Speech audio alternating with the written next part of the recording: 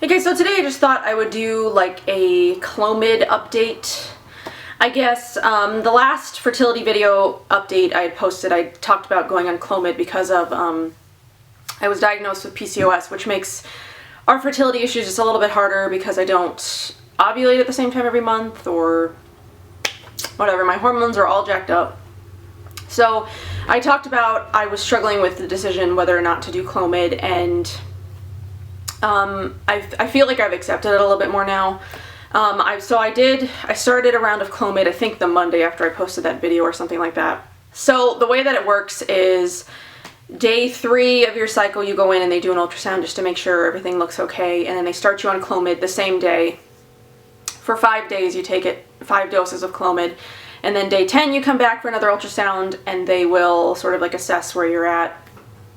And I had actually ordered like a trigger shot to trigger ovulation since I don't ovulate at the same time every cycle, because my cycle days vary. It's like between 31 and 37 depending on like stress and whatever else is going on in my life.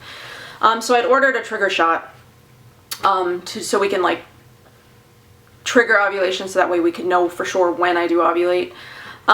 So I was scheduled to go in on day 10, and then my nurse practitioner, the one who was doing the ultrasounds, canceled the appointment because she had a sick daughter that week or something. So they rescheduled it for the next day, which was day 11, which was fine. So I went in on day 11 and they did the ultrasound, and they said that I wasn't ready, like the follicle wasn't big enough. It has to be, I forget what she said. I think I was 12 centimeters and she said it has to be 18. I don't really remember. But she said it wasn't big enough, so she scheduled me to come back that Friday, which was day 14. So Friday morning, or no, Thursday morning, they call me and tell me that she needed to cancel my appointment again because her daughter ended up in the hospital.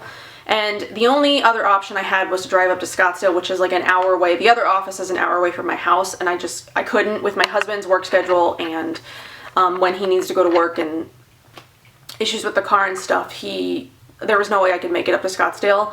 So I complained a lot. I was yelling at the doctor's office because I was like, why do you only have one nurse practitioner at the one in Gilbert? Because this really screws me up because I can't get up to Scottsdale, and now the weekend. So they rescheduled my appointment for Monday after I talked with my doctor, because I was like, I don't know what to do now. I was just like, I don't know what to do.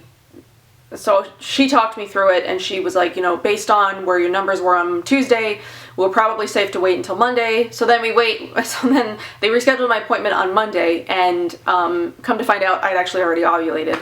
So I was doing those ovulation sticks, and I've talked about before how I think that those are a waste of money. So I was doing those from Thursday to Sunday, and every single one it said low. Like low. It wasn't triggering like ovulation, so it wasn't seeing that I was ovulating. So I don't know if I just have really low hormone levels or what, but those sticks didn't catch it. By the time I went back in on Monday, I was like really upset because we had sort of wasted this whole cycle, and I was on medication that basically for no reason because my doctor's office had screwed around.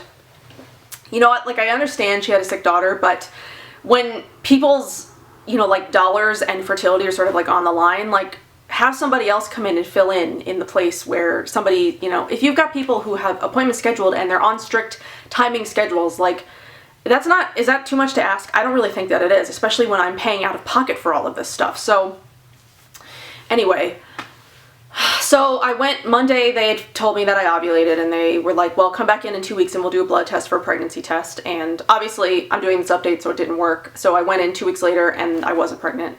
Go figure. So they told me to call back on day 1 of my next cycle, and then I would come back in for an ultrasound, which I did. So day 1 was Wednesday. So day 3 was Friday. So I went in for my ultrasound on Friday. We talked about options because obviously now this coming week is Thanksgiving weekend, which could screw up timing again, especially when I need to go in to get another ultrasound. So they put me on, this time I'm doing 100 milligrams of Clomid, which is 2 pills. I was on 50 milligrams a day on the last one, and I'm actually starting today. Today is my day 1. So tonight will be tonight will be night 1 of my dosage. So Sunday, Monday, Tuesday, Wednesday, Thursday, and then she said Monday I should be able to come in and I should be okay. So I don't know if I go in on Monday and this has like all happened all over again, I'm like gonna raise hell, because this is ridiculous. Like I get shit happens, and you know, the holidays, like there are things that we can't control, but I'm super frustrated as it is just because of our whole situation and like the hoops that we have to jump through and all of the treatments that we've had to do and how much money we've had to spend on all this. Like everything that gets piled on top of it that just adds more stress, it just makes it that much harder. So anyway, that's where we are. I'm starting round 2 today. They're thinking that the 50 milligram dose might have been too low anyway, so we'll have to see what the 100 milligrams dose does to me. And they talk about sort of the side effects that Clomid can give you, like it could give you really bad mood swings and like really bad headaches. I've already had migraines for the last 5 days and I'm not even on the medication yet. I usually get a migraine or 2 like around the time my period starts, but I've had really bad migraines for the last 5 days. I don't know why. It might be a combination of like stress and dehydration. I have been drinking a lot of water, but I feel like that might be a factor.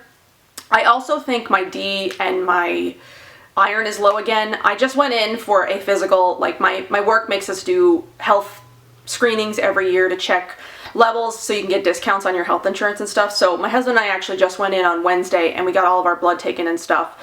So I haven't gotten my results back, but I did tell them to check my D and my iron because I feel like one is off. And I haven't been as consistent with my vitamins as I should be. Like I'm taking my B and, well, my B vitamins are pretty much the only ones I'm really consistent with because, but my D and my iron I haven't been as consistent with, which might be the issue. So I'm waiting to hear back on those to see what my issues are. Because I've been getting a lot of migraines lately and I'm just like exhausted all the time. I basically slept all weekend again. Last weekend I slept all weekend too. I'm just really tired lately, and there are probably just a lot of contributing factors. I just need to sort of like narrow it down to what's causing my issues. I'm pretty sure it's a vitamin deficiency, but we also signed up for a gym last night because my husband got his test results back and his triglycerides were like way off, way high, and his HDL is pretty low. It's always been low, but it's lower than it's been in a long time. It like keeps going down with each blood test that he gets. So we joined a gym that's actually like right around the corner from our house.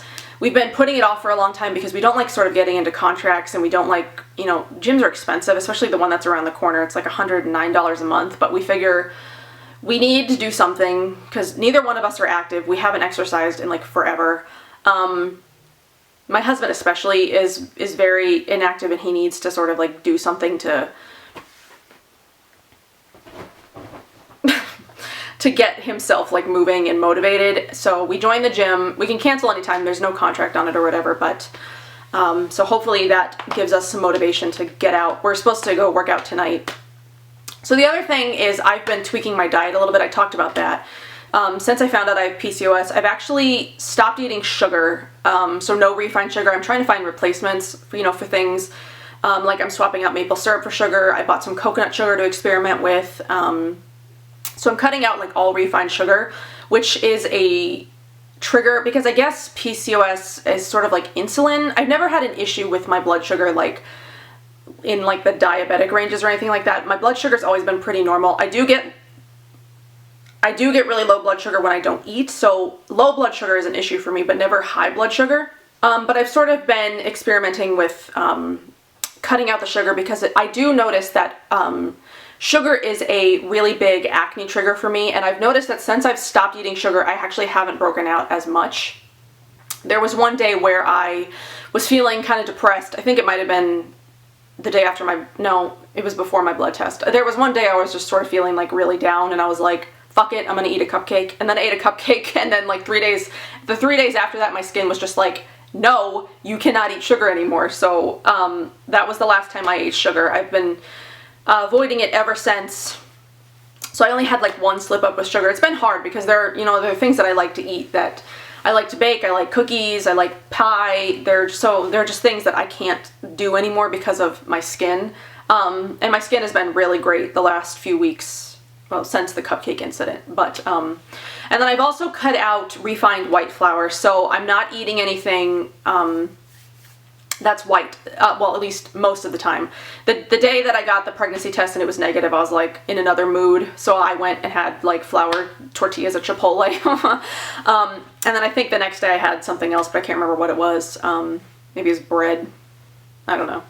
But those are the two things that I've been doing my best to avoid, and I'm eating like wheat or no bread at all when there's no wheat possible. I've even switched out a lot of things to be like gluten-free so I can sort of minimize the amount of wheat that I'm eating overall. Like I only eat gluten-free crackers now. Those Mary's Gone crackers. I don't know if you've ever had them, but I like them better than, you know, regular crackers. And you can get a giant box of them at Costco.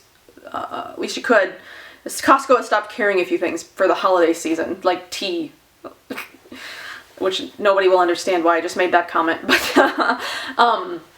But since a month ago, I think it was a month and 2 days ago is when my doctor told me I have PCOS, and that's when I've been avoiding the sugar in the white flour. I've actually lost 5 pounds. So like at my last doctor's appointment, which was Friday, she weighed me and I'm down officially 5 pounds since I quit sugar and wheat. So, and I haven't even, that's all that I've done. I haven't done anything else. Like I'm not controlling my portions any differently. I'm just not eating white flour and sugar, and I like dropped 5 pounds like immediately. So I am trying to eat healthier. Like I am trying to eat more vegetables and like juice. I've been doing a lot of juices and smoothies and stuff like that. So I've been trying to really watch the things that I eat and make sure I'm eating only really healthy stuff. So I wasn't trying to lose weight, but it was just sort of like a byproduct of cutting out all of the shit that I was eating before. So I'm going to keep doing it, and hopefully I'll see like an even better improvement in my skin. I do want to say though that I did get this month's Beauty Heroes box already, and I've been trying it for the last couple of days. I can't talk about it yet, but I have been using it the last couple of days, and my skin is like phenomenal. So if you are not subscribed to the December Beauty Heroes box, I'm going to leave the information down below. It is full price this month because of the product that's in it, but it's so worth it. And I've only been using it for 2 days and my skin is like transformed already. It's ridiculous. But I'll talk about that more when I've gotten the okay to talk about it. I just am not allowed to yet. So all I can say is that you really want to be subscribed. But other than that, that's really all the fertility updates that I have. So we're trying again, Clomid. I'm starting tonight, and then I have another appointment next week to do another ultrasound. Hopefully I haven't ovulated by then. I'll be pissed if I have. But that's really it. I'll update again when I've got, you know, like another update next week, or no, I'll update again when I know, you know, more. But that's all that's, you know, that's gone on for now. I think we might try Clomid. I don't know. I feel like if Clomid doesn't work this time, I might talk to them about Femera. I did talk to Julie from the Green Jungle Beauty Shop, who also dealt with fertility issues, and she said she had really good success with Femera. She said it has less side effects and that kind of thing. And I did also talk to Jeannie from Beauty Heroes. She talked to me for like an hour about fertility stuff, and we had like a really good conversation. She was able to do it more naturally and holistically. I don't think that's an option for us just because of our, you know, our double issues, like my husband's and mine. But I am looking into like more natural, holistic options. But it was really great to talk to some people who have actually been through it and who have done sort of the same things that I'm like working on. Obviously everybody's situation is different and nobody's had our exact situation, and I found that there are just so many other women in the community who have PCOS as well. It's good and bad because you have people that you can talk to about it, but it's bad that there are so many of us who are struggling with the same things. But I do feel lucky that there are so many people who I can talk to who have dealt with the same issues or are dealing with the same issues. So that's really all that I've got fertility-wise. I did just want to say one other thing. I want to thank those of you that I've become really close with in the last couple of weeks. I've had a really tough time emotionally dealing with like all this fertility stuff, and especially the last month has been really hard for me, dealing with my diagnosis and trying to figure out where we want to go from here. So I've been really sort of like all over the map. I've been really stressed out. I've been really frustrated. I've been depressed. And I want to thank those of you that I've become like really close with and become really good friends with in the last couple of weeks. Like, you guys know who you are. I feel like it can be really easy to take advantage of people who are in certain situations, like really vulnerable, stressful situations, and to see people come to me and support me and, you know, become really good friends with me. It's been really great. I've really needed it. And just thank you to those of you. I mean, again, you know who you are. I've made so many amazing friends in the last couple of weeks, and, you know, at this point I would hope that the people who watch these fertility updates, or even really any of my videos, are here because you care about me and because you know, you want to know more about my situation, because you are worried for me or whatever. So just thank you to all of you that have left, you know, really supportive comments, and you've reached out privately and, you know, just have become my friends, because I've really needed it. And just thank you. I can't say thank you any more times than I have. I've really needed those of you that have come into my life in the last couple of weeks. So that's all that I've got. I'm gonna try to film an empties video. That might actually be kind of long to have up for Friday, and then I am going to try to film something else for Wednesday. I've been trying to do 3 videos a week the last couple of weeks, and because I kind of like having that much content on my channel, so I've been trying to film 3 videos a week. And this weekend I was like in bed all weekend with migraines, and I didn't think I was going to get anything filmed. So I'm going to try to get out an empties video for Friday, and then maybe tomorrow I'll try to film something for Wednesday. So I hope you... Well, I don't want to say I hope you enjoyed this video like I usually do, but but anyway, that's all that I've got for this video, and I will see you guys in my next one. Bye.